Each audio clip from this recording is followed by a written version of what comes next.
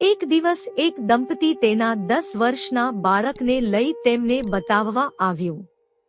File doctor સાહેબના table ઉપર મૂકી. ડોક્ટરે ફાઇલનો અભ્યાસ કરી બાળકને ચેક પણ કર્યો. પછી એ બાળકને કહ્યું, બેટા થોડો સમય બહાર બેસ, હું તારા પપ્પા મમ્મી સાથે વાત કરી લઉં. તેના પપ્પા મમ્મી બોલ્યા, સાહેબ બધી હકીકત તેને ખબર છે, એટલે વાંધો નહીં, તમે તેની હાજરીમાં જ અમારી સાથે ચર્ચા કરી શકો છો. ડોક્ટર બોલ્યા, મેં પ્રથમ પરિવાર એવો જોયો જેના ચહેરા ઉપર ભય ન હોય. સાહેબ, શરૂઆતમાં અમંગળ વિચારોથી અમે પણ વિચલિત થઈ જતા, પણ ધીરે ધીરે ઈશ્વર ઉપર શ્રદ્ધા અને વિશ્વાસથી અંદરની અમારા ત્રણેયનું મનોબળ મજબૂત થતું ગયું. ડોક્ટરે કહ્યું, જુઓ, બાળકના હાર્ટની સર્જરી કરવી પડશે. વાત ગંભીર છે. 50% 50% શક્યતા છે. સફળ થયા તો આ જીવન હાર્ટની તકલીફ નહીં થાય, અને સફળ ન થયા તો તમે જાણો જ છો. તો અમારે શું કરવું જોઈએ? ડોક્ટર બોલ્યા, મારા મંતવ્ય પ્રમાણે મરતા મરતા જીવવું તેના કરતા એક જોખમ ઉઠાવી લેવું જોઈએ. તેઓ ડોક્ટર સાથે સંમત થયા.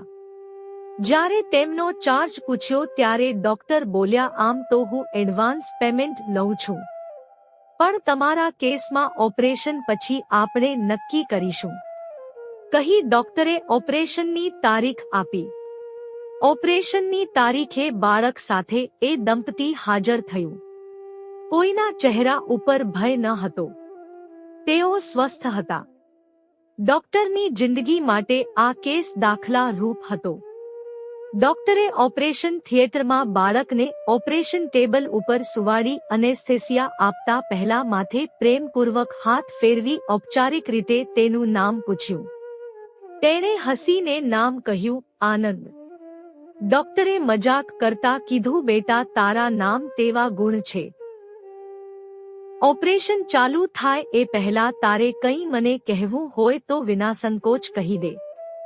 બાળક બોલ્યો, સાહેબ દિલ એટલે. ડોક્ટર બોલ્યા, બેટા હાર્ટ, જેની સર્જરી આપણે આજે કરવાના છીએ. બાળક બોલ્યો, સાહેબ મમ્મી પપ્પા હંમેશા મને કહે છે દરેકના દિલની અંદર રામ બેઠો છે. તો સાહેબ જ્યારે મારું હાર્ટ ખોલો ત્યારે મારી અંદર બેઠેલ રામ કેવા છે એ બરાબર જોઈ લેજો, પછી મને કહેજો એ કેવા છે. ડોક્ટરની આંખ ભીની થઈ. ડોક્ટરે તેમના સ્ટાફને આખો કેસ સમજાવી દીધો હતો, એટલે દરેકની આંખો ભીની હતી. ડોક્ટર પણ બોલ્યા, હજારો ઓપરેશન મેં મારા હાથે કરી નાખ્યા, પણ કોણ જાણે આ બાળકનું ઓપરેશન કરતા મારું મન અને હાથ વિચલિત કેમ થાય છે. ડોક્ટરે આંખ બંધ કરી ઈશ્વરને પ્રાર્થના કરતા કીધું, અત્યાર સુધી મેં કરેલ દરેક ઓપરેશન મારો વ્યવસાય સમજી કર્યા છે, પણ ઓપરેશન શ્રદ્ધા અને વિશ્વાસ ઉપર થાય છે. હું તો હાર્ટની માત્ર સર્જરી કરું છું, તું તો તેનું સર્જન કરે છે. તું મોટો જાદુગર છે. મારા આ પ્રયત્નને તું સફળ કરવામાં મદદ કરજે, કહી ડોક્ટરે ઓપરેશન ચાલુ કર્યું. ઓપરેશન આગળ વધતું હતું. સફળ થવાની પૂરી શક્યતા ડોક્ટરને જણાતી હતી. ત્યાં અચાનક બ્લડ પ્રેશર ડાઉન થવા લાગ્યું. બાળકનું શરીર ઠંડુ થવા લાગ્યું. અંતે ન થવાનું થયું. ડોક્ટર ભીની આંખે બોલ્યા, હે ઈશ્વર, તું જીત્યો, હું હાર્યો. આટલું બોલી ઓપરેશન થિયેટરની લાઇટો બધી ચાલુ કરી ભીની આંખે હાથ સાફ કરવા આગળ વધ્યા. ત્યાં અચાનક તેને બાળકના શબ્દો યાદ આવ્યા. એ ઝડપથી બાળકના હાર્ટ તરફ જોઈ જોરથી બોલ્યા, તમને રામ દેખાય છે. બધા સ્ટાફની નજર બાળકના હાર્ટ તરફ ગઈ. એક ગજબની ચેતના પુનઃ બાળકના હાર્ટમાં સ્થાપિત થઈ અને બાળકનું હાર્ટ પુનઃ ધબકવા લાગ્યું. ડોક્ટર અને સ્ટાફે ચિચારી સાથે જયશ્રી રામનો ઉદ્ઘોષ કરી અધૂરું ઓપરેશન ચાલુ કરી બાળકને બચાવી લીધો.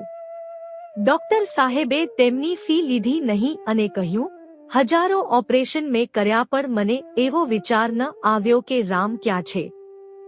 આ બાળકે રામનું નિવાસસ્થાન મને બતાવ્યું. મિત્રો, જ્યારે બુદ્ધિના દરવાજા આપણે બંધ કરીએ ત્યારે ઈશ્વર તેના દરવાજા ખોલે છે.